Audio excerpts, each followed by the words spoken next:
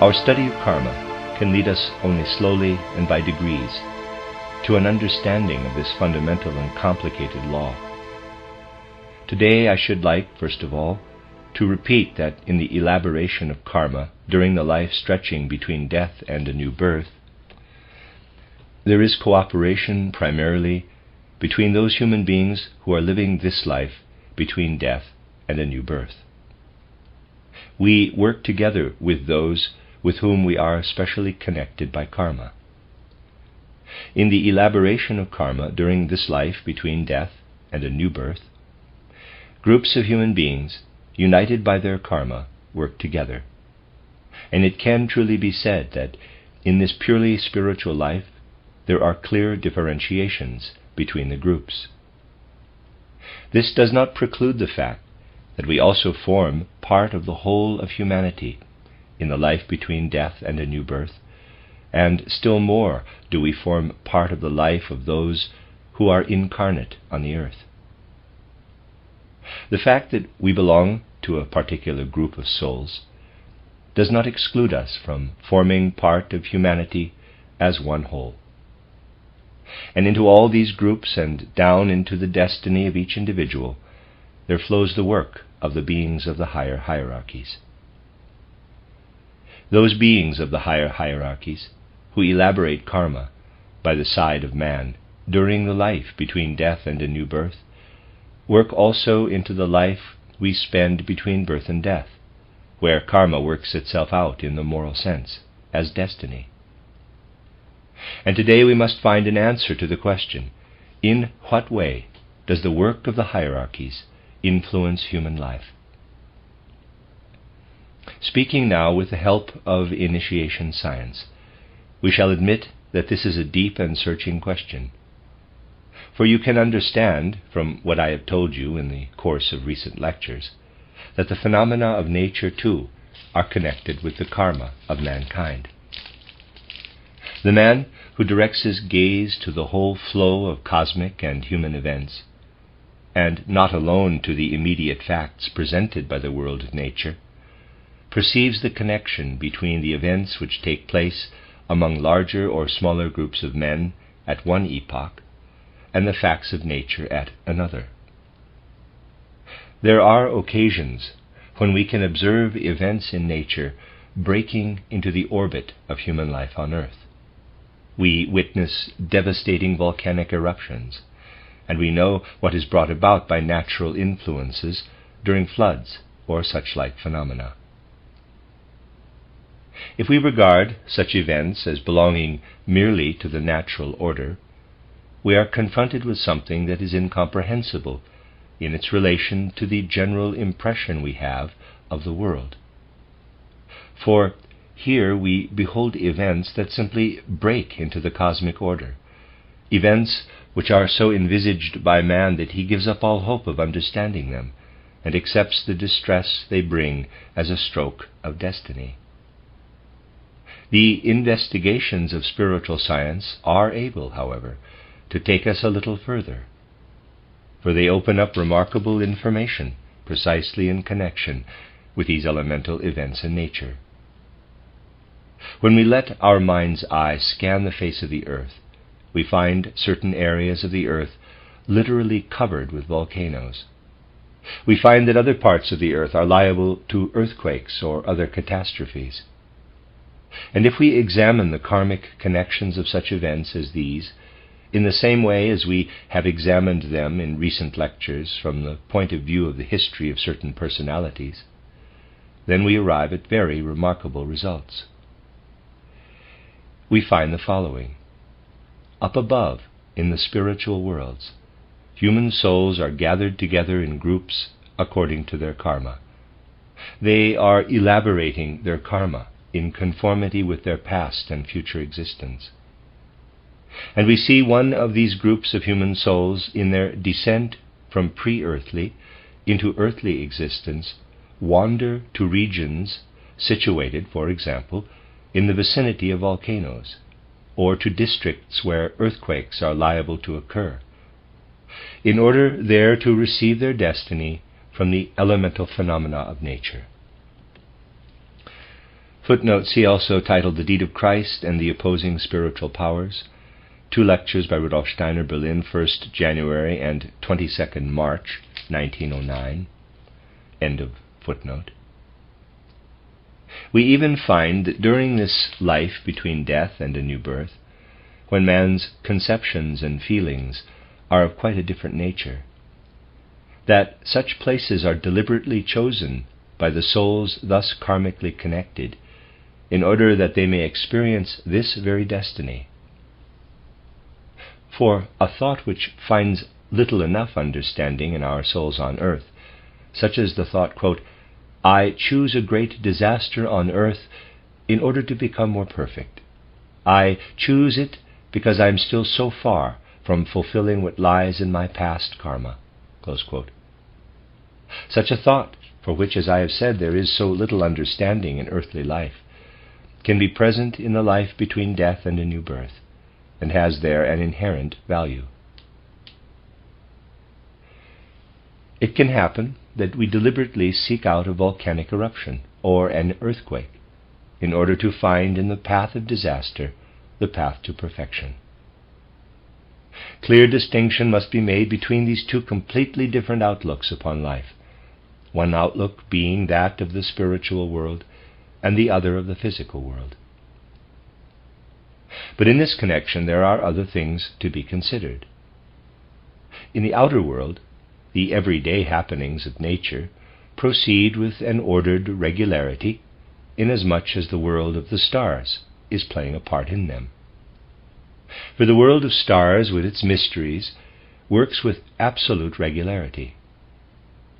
This, above all, is the case in connection with the sun and moon, indeed with all the stars, with the outstanding exception of the enigmatic phenomena of meteorites and comets, which burst in upon the regular rhythmical order of the cosmos in a most mysterious way. But that which cuts across the regular course of natural existence in the way of thunderstorms, hailstorms, and other climatological and meteorological events, all this interrupts the regular rhythm of natural happenings. We realize these things and, to begin with, resign ourselves to the outer course taken by natural phenomena. But later on, when a longing to understand spiritual things awakens within us, we listen to what is told us by initiation science, namely that besides this outwardly visible world, there is also the supersensible world where dwell the beings of the higher hierarchies. And in our life between death and a new birth, we enter the domain of these higher hierarchies, just as in our life between birth and death, we live among the three kingdoms of nature, the mineral, the plant, and the animal kingdoms. We listen to what is taught by initiation science and try to envisage the existence of this second world, but we often stop short at the idea of the two worlds being there side by side, without connecting them together in our thought. We can form a true idea of the two worlds only when we are able to realize their existence simultaneously, and when, with inner vision, we can realize the way in which they work together and are interwoven. For this interworking must be known if we are to understand the shaping and forming of karma. In the life between death and a new birth, karma is prepared. But karma is worked out and elaborated on earth too, with the help of the beings of the higher hierarchies, who are also active during the life we lead between birth and death. The question therefore arises, in what way do the higher hierarchies work into earthly life? In their work upon earthly life, these beings of the higher hierarchies make use of earthly processes. We shall best understand what this means if we look, to begin with, at all that is spread out before our senses, in the world of stars as well as in the physical world. Throughout our waking day life, we see the sun up there in the heavens. Through the hours of the night, we behold the radiance of the moon and of the stars. Think, my dear friends, of how we look out into the world. and how we allow what is above us and what is around us in the kingdoms of nature to work upon us. And let us remind ourselves that this world of the senses has in itself just as little meaning as a human corpse. The forces that are at work in the earth outside man are the forces that are in a corpse. But in a corpse we do not find the forces of the living man. In itself the corpse is meaningless. It has significance only inasmuch as it is the remains of a living human being. It is not reasonable to imagine for a moment that a corpse could exist in itself as a collection of phenomena having an independent being of their own. A corpse can only reveal the form of something that is no longer visible. Just as one is led back from a corpse to a living human being, so too are we led by everything in the visible world of physical existence to the spiritual world. For this physical sense existence has just as little meaning of its own as has a corpse.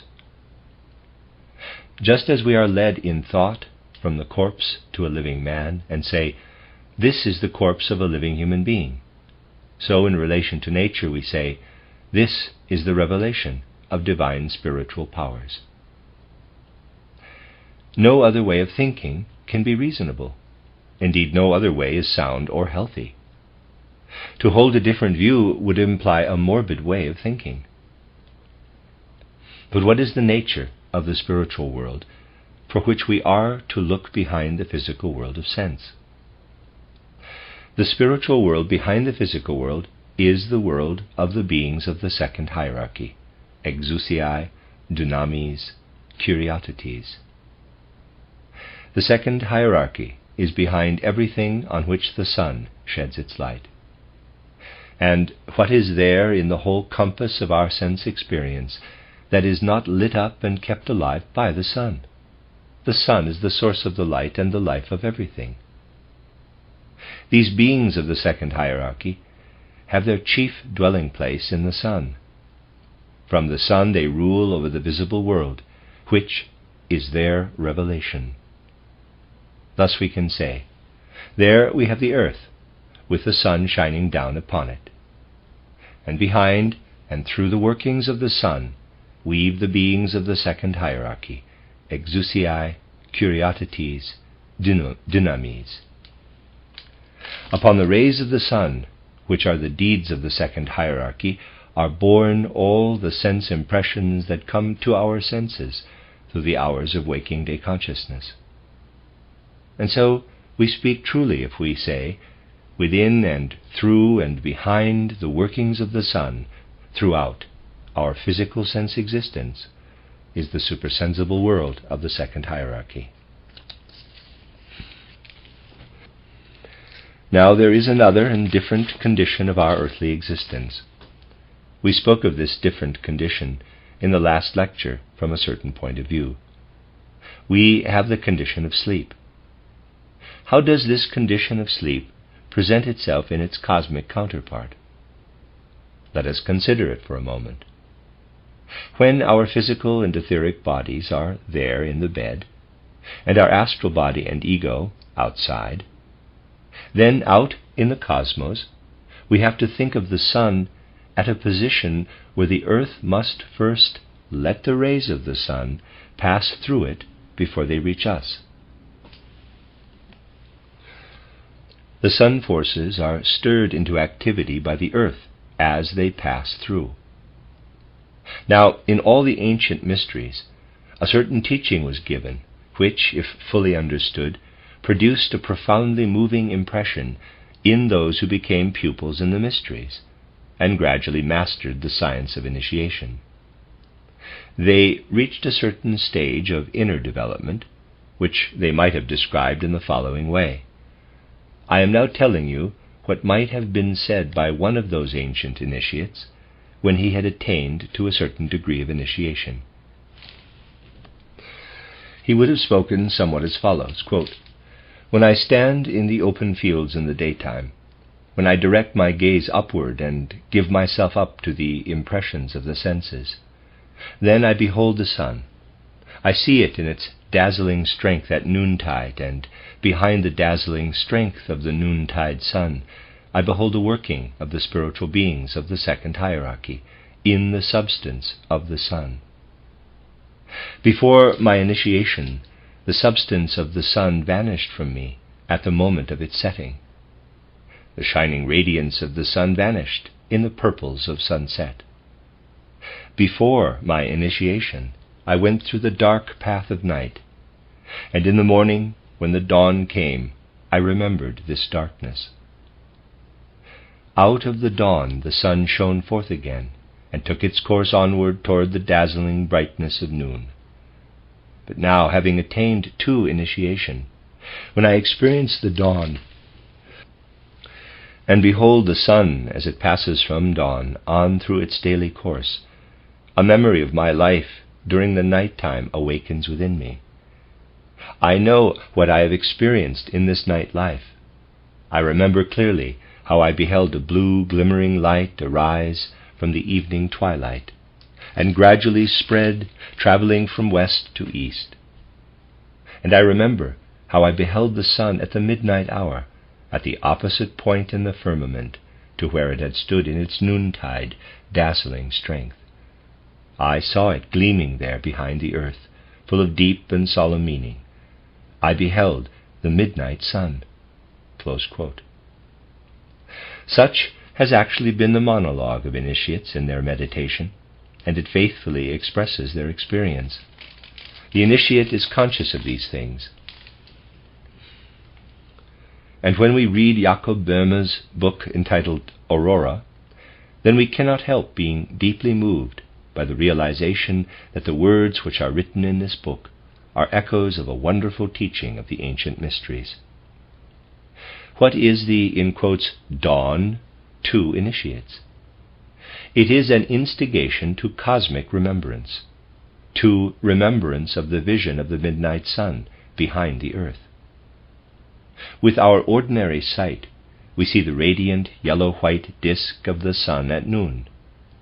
But with the vision of initiation, we see the bluish-violet sun at the opposite point of the heavens. The earth appears as a transparent body, with the sun gleaming on the other side of it with a bluish-red light. But this bluish-red sheen is not what it seems. I must utter the paradox. It is not what it seems. When we are gazing at the midnight sun, it seems at first that we are looking at something hazy in the distance. And when we learn with the help of initiation more and more clearly to see what at first appears as a blur in the distance, then the bluish-red light will begin to take shape and form. It will spread itself over the whole of the sky, but still on the other side of the earth and covered by the earth. It becomes peopled. And just as, when we go out of our house on a starlit night, and look up at the majestic spectacle of the starry heavens, with its sparkling points of light, perhaps with the moon in the center, so, to the gaze of initiation, a whole world becomes visible on the farther side of an earth which is now transparent. It is a world that emerges, as it were, out of the clouds, becoming a world of living forms. It is the world of the second hierarchy, of the exousiae, curiosities, dynamis. There they appear, these beings of the second hierarchy.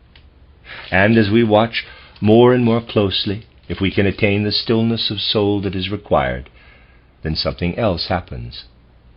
All this reveals itself after preparation and meditation, and only becomes a conscious experience at dawn, as an after-memory, when it is immediately present with us, when we know we have actually beheld it during the night.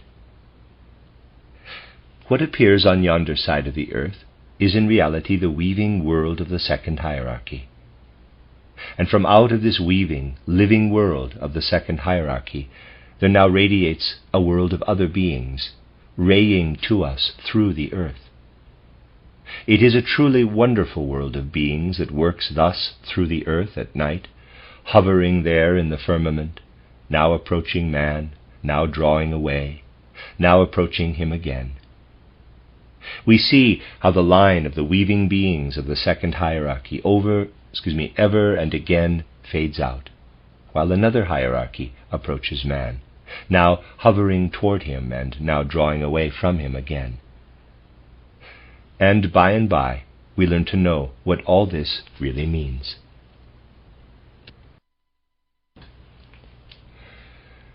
We have been conscious the whole day long, and now we lie down and sleep.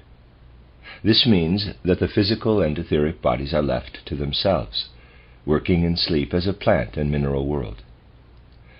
But by day, we have thoughts. All day long, ideas have been passing through our being. They have left their traces in our physical and etheric bodies. We should not be able to remember the experiences of our earthly existence at all, if these traces, which we subsequently use in our memories, did not remain.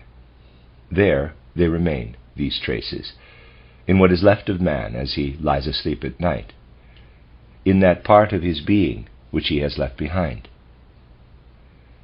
A mysterious process takes place there, above all in the etheric body. All that man has thought during his waking life from morning till evening begins to move and ring on waves of sound. If you think of a certain region of the earth where men are sleeping, and think of all that weaves and works in the etheric bodies as an echo of all that these sleeping men have been thinking during the hours of their waking life, this will give you a picture of what has happened through the hours of the day. And those beings who hover over us, rising and descending, busy themselves through our hours of sleep with the traces that have remained in our etheric bodies. This becomes their field of action. It is an immediate experience in them and absorbs their attention. When this is revealed to us, we say with a sense of deep reverence, quote, "Thou, O man, hast left thy body. And as it lies there, it bears within it the traces of the day's experiences. It is the field where live the fruits of thy thoughts and ideas during the day. The beings of the third hierarchy, the angels, archangels, and hierarchies, now enter this field. While thou hast left thy physical and etheric bodies, these beings experience what thou hast thyself experienced from the thoughts and ideas of thy waking hours." Close quote. Deep reverence fills us at the sight of some region of the earth where human bodies are left in sleep, and whither the angels, archangels, and hierarchies wend their way to all that unfolds as an echo of the life of day. And we here behold a wonderful life, born of all that is unfolded between the beings of the third hierarchy and the traces of the thoughts we have left behind. As we gaze at this field, we become aware how, as human beings, we have our place within the spiritual cosmos, and how, when we wake, we create work for the angels during our hours of sleep. It is so indeed. During our waking hours, we create work for the angels during the time of sleep. And now we learn to understand something about our world of thought. We realize that the thoughts which pass through our heads contain the fruits of what we lay into our own physical and etheric bodies, fruits which angels gather at night. For angels gather these fruits and bear them out into the cosmos, in order that they may find there their place in the cosmic order.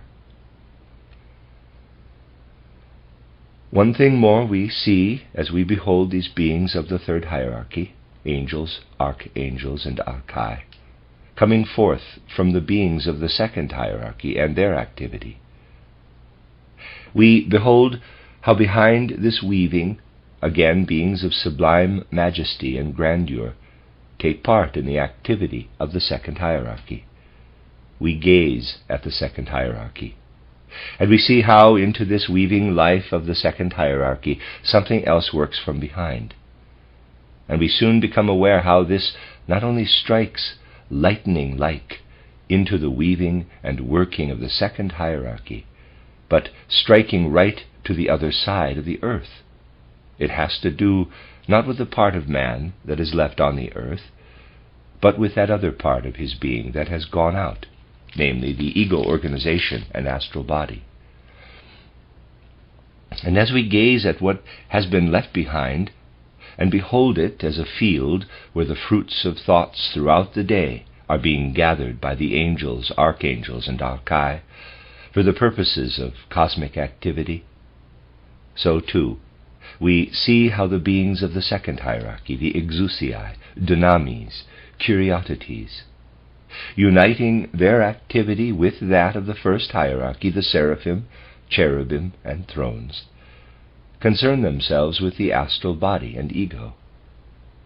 And in his morning memory, the initiate says to himself, quote, "I have lived from the time of falling asleep till the time of waking in my ego and astral body. I have felt myself enwrapped in all that the seraphim, cherubim, and thrones are unfolding, together with the curiosities, dynamis, and exousiai. Living in this world, I gazed down at my physical body and my etheric body, and hovering above them I perceived the angels, archangels, and archai, gathering the fruits of my thoughts.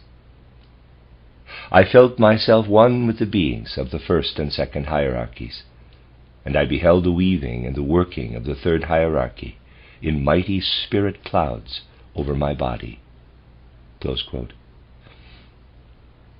And so, my dear friends, in this way you can get a clear picture of how the beings of the third hierarchy appear to the imaginative vision of initiation, how they appear there on the opposite side of the earth in the picture of the physical world, but only when this physical world is plunged in darkness. Knowledge and vision of these sublime truths penetrated more and more deeply into the hearts and souls of those who, in days long since gone by, partook in the ancient mysteries of initiation. And once again this knowledge can find its way into the hearts and souls of those who are led to the modern science of initiation. Let us picture this majestic imagination which arises before the soul. We can picture the human soul liberated from the body, free from its physical and etheric bodies, weaving in the streaming forces of the seraphim, cherubim, and thrones, the curiosities, dynamis, exousiai. In the ancient mystery rite, this was wont to be presented to the uninitiated in plastic form and in color. The purpose was to present in plastic form what the initiate was able to see in such sublime grandeur on the other side of the earth. And in order to show that this world is also the world where karma is elaborated in communion with the highest beings, in front of the flat plastic form stood the highest initiates, those who, during earthly existence itself, could already behold with that vision which otherwise comes to man only between death and a new birth. The highest initiates stood in front of the plastic form, and still another form was set up, with human figures all around it. There stood the lesser initiates, whose work upon their physical and etheric bodies was not yet complete. The spectacle thus placed before the eyes of men was a copy of what the initiates beheld in the mysteries. Such was the origin of the altar, where the ritual was enacted by the higher and lower grades of the priesthood as a copy of what is revealed in initiation science. In Roman Catholic churches today, as you look from the nave toward the altar, you have a faint copy of what was once inaugurated by initiation science, and you begin to understand the origin of the cult. A ritual is not invented, for if it is invented, it is not a true ritual. True ritual is brought into existence as a copy of happenings in the spiritual world. If I may give an example, Let me speak of one part of that great and all-embracing cult which has found its place in the Christian community, and with which the majority of you are already familiar. Let me remind you of the ritual for the burial of the dead, as it is given in our Christian community. Watch the order of this ritual. There rests the coffin, containing the mortal remains of the dead. And before the coffin a ritual is enacted. Prayer is uttered by the priest. Other things could be introduced to make the ceremony more complicated, but the help it can be to humanity can also be clothed in simplicity. What is this ceremony? Let us suppose, my dear friends, that here we have a mirror, and here again some object. You see the reflection of the object in the mirror. You have the two things, the original and the reflection. Similarly, when a ritual for the dead is enacted, there are the two things. The ritual enacted by the priest before the coffin is a reflection. It is a reflection, and it would be no reality if it were not a reflection. What does it reflect? The acts of the priest, as he stands before the dead body, have their prototype in the supersensible world. For while we celebrate the earthly rite before the physical body, and the etheric body is still present, on the other side the heavenly ritual is enacted by the beings beyond the threshold of earthly existence. Over yonder, the soul and spirit are received by what we may call a ritual of welcome, just as here on earth we assemble before the dead for a ritual of farewell. A cult or ceremony is only true when it has its origin in reality. Thus you see how the supersensible life works into earthly life and permeates it. If we celebrate a true ritual for the dead, a supersensible ritual is enacted simultaneously. The two work together. And if there is sanctity, truth, and dignity in the prayers for the dead, then the prayers of the beings of the higher hierarchies in the supersensible world echo in the prayers for the dead and weave in them. The spiritual world and the physical unite. Thus in all things there is accordance between the spiritual world and the physical world.